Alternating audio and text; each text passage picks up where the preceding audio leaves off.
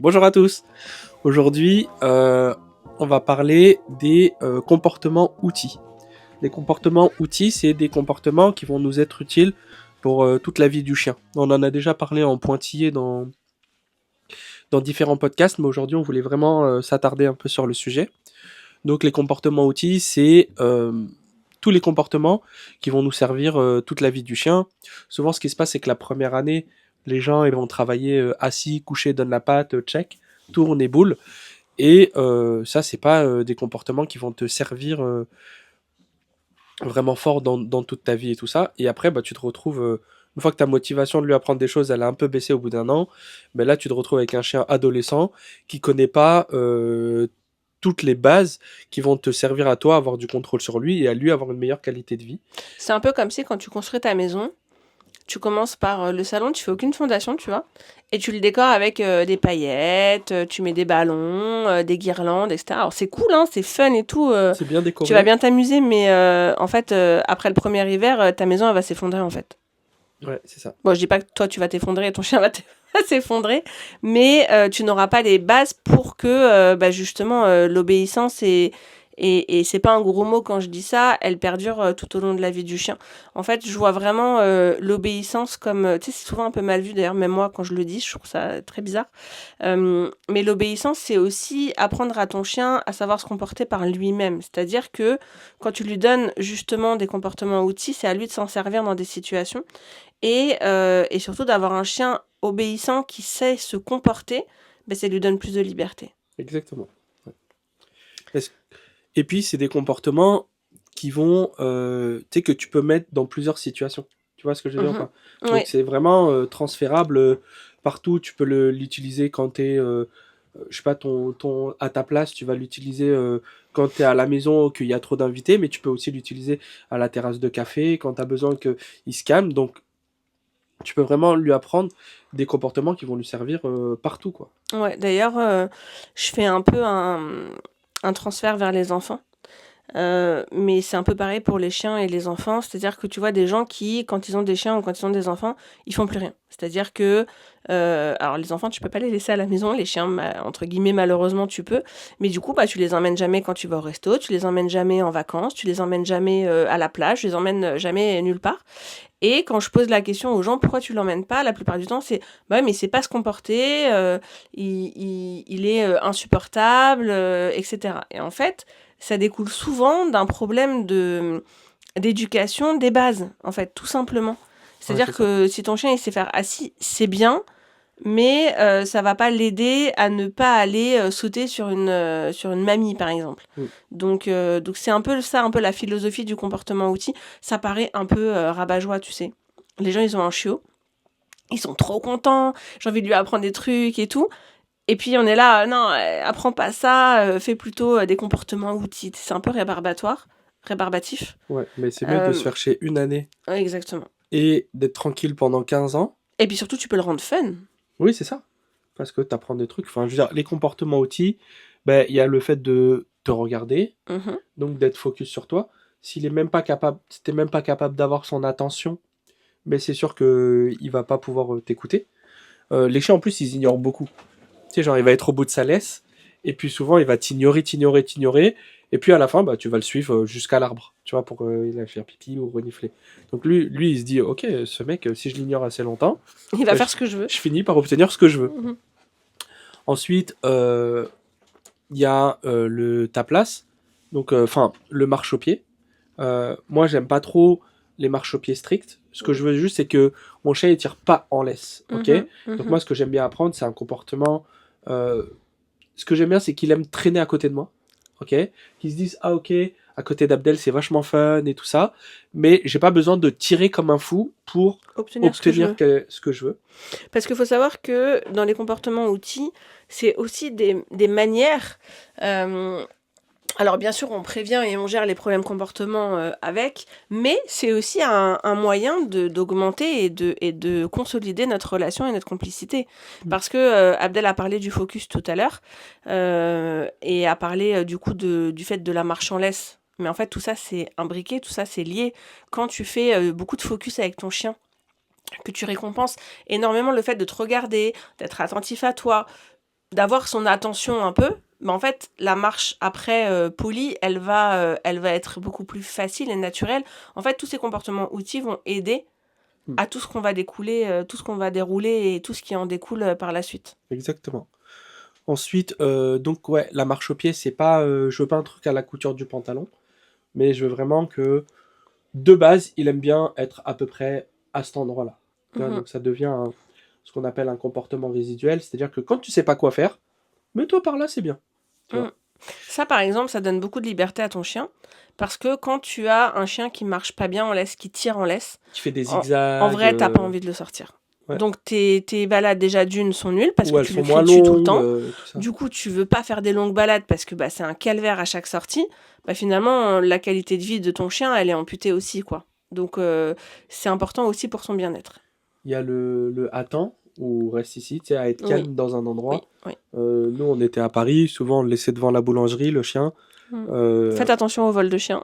oui, d'accord, mais c'est genre, ça dépend, Mm. ouais, c'est sûr, ça dépend du quartier où t'es, mais là Non, où on puis était, c'est ça pas ça, allait, c'est quoi. aussi que tu peux le surveiller. C'est-à-dire que nous, à la boulangerie, moi, je le Oui, quittais pas des yeux, donc... mais du coup, le fait d'attendre, ou d'attendre à la terrasse, mm. ou d'être calme, de savoir se poser.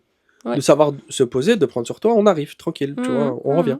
Donc ça, Faut arriver à être calme. Tu vas exactement, avoir ce que tu veux. c'est ça. Tu vois, des fois, nous, par exemple, on met Nato derrière la barrière, tu sais, dans l'escalier. Mm. Parce qu'il y a des gens qui viennent, parce que des gens qui ont peur des chiens, parce qu'il y a d'autres chiens avec qui elle va pas s'entendre, etc. Je veux pas d'un chien, tu vois, qui commence à aboyer derrière la grille, qui est Trépigner, ouais, c'est ça. impatient. Déjà, des fois, elle aboie un peu. J'aurais fait des petits. Tu sais, genre, Ouais, oublie pas que je suis là. ouais. Mais je veux qu'elle puisse se poser, soit aller faire autre chose, ou soit se poser, mais en tout cas être calme et savoir prendre sur soi.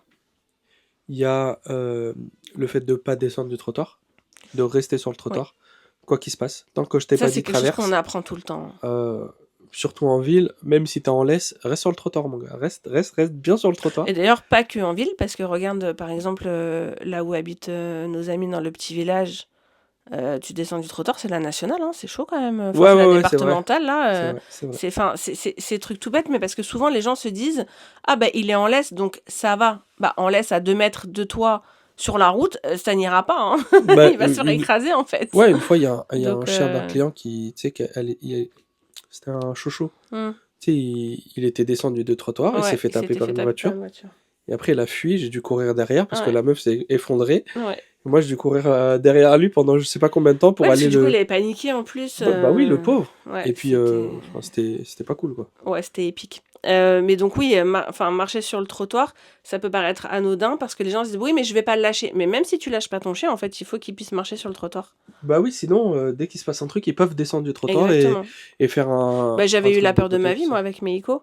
On s'était dans le 20e, à l'époque, on habitait dans le 20e, et il y avait un tout petit, mais vraiment un tout petit trottoir. Ouais. Et je passais là tous les jours pour aller à la campagne à Paris, pour aller bref, les lâcher là-bas.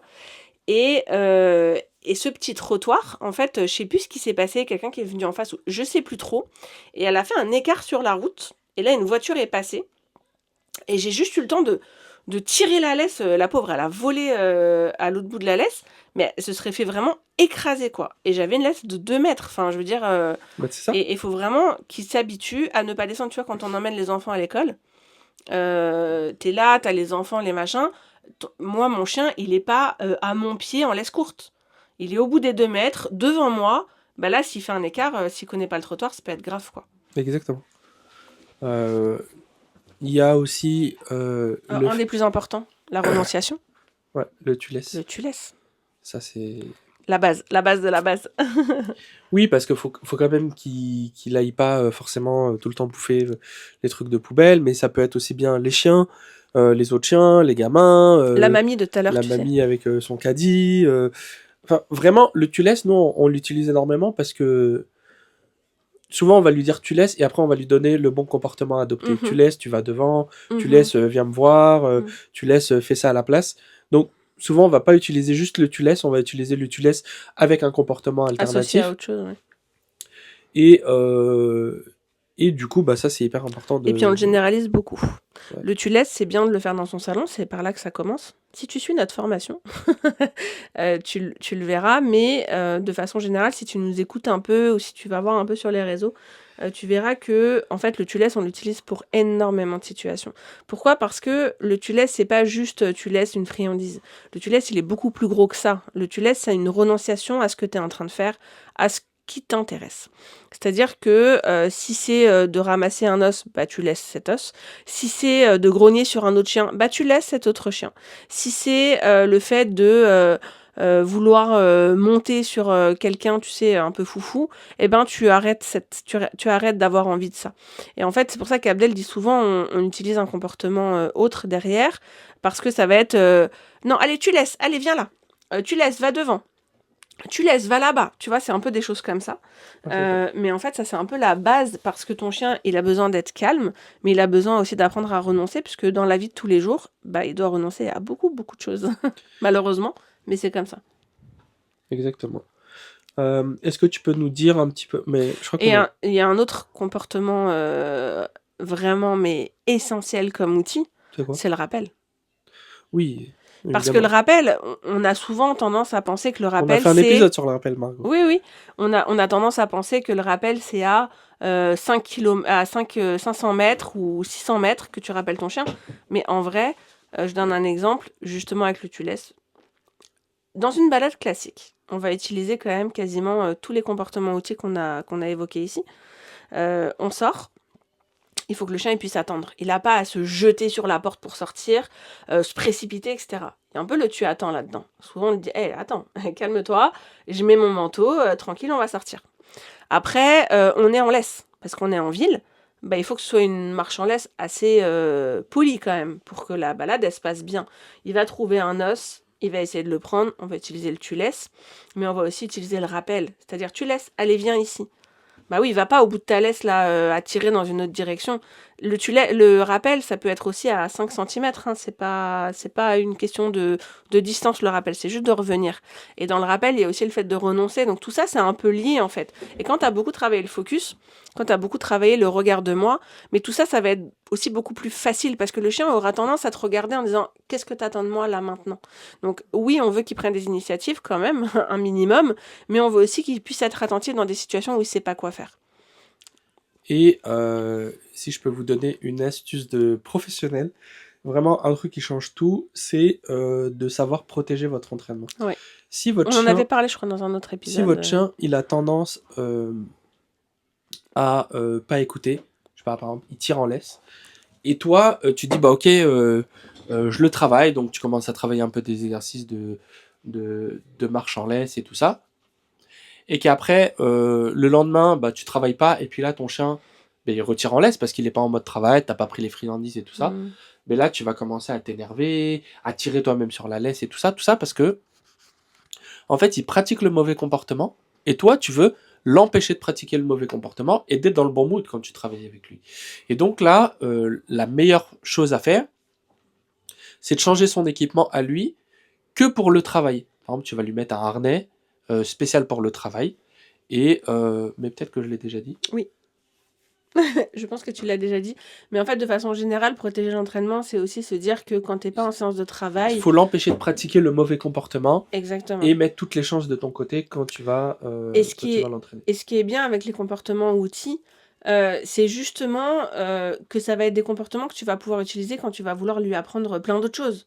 C'est-à-dire que quand tu vas commencer à vouloir lui apprendre un autre comportement, tu peux te servir des comportements outils pour l'aider justement à l'amener vers le nouveau comportement que tu souhaites qu'il ait. Parce que finalement, avec tout ça, c'est un peu comme les ingrédients de base d'une soupe, quoi. Tu peux faire n'importe quelle soupe quand tu as des pommes de terre, du sel et du poivre. Tu vois ce que je veux dire ou pas? Ouais, ouais. Désolée, je fais pas la cuisine moi à la maison, donc Non, non. c'est moins J'ai- facile comme, j'ai- comme j'ai- image là, ouais. mais je sais pas, c'est ce qui m'est venu. Donc c'est vraiment un peu la base, voilà, d'une maison, c'est les fondations. À un moment donné, si t'as pas de fondation, ta maison, elle va pas tenir longtemps. Et quand t'arrives vers l'adolescence, quand t'arrives vers des moments où, je sais pas, t'as un déménagement, tu changes de vie, tu changes de travail, il y aura de l'absence, il y aura des choses comme ça. Mais en fait, ces comportements-là que t'auras énormément renforcés, ils vont te servir dans ton quotidien à des moments précis dans ta vie.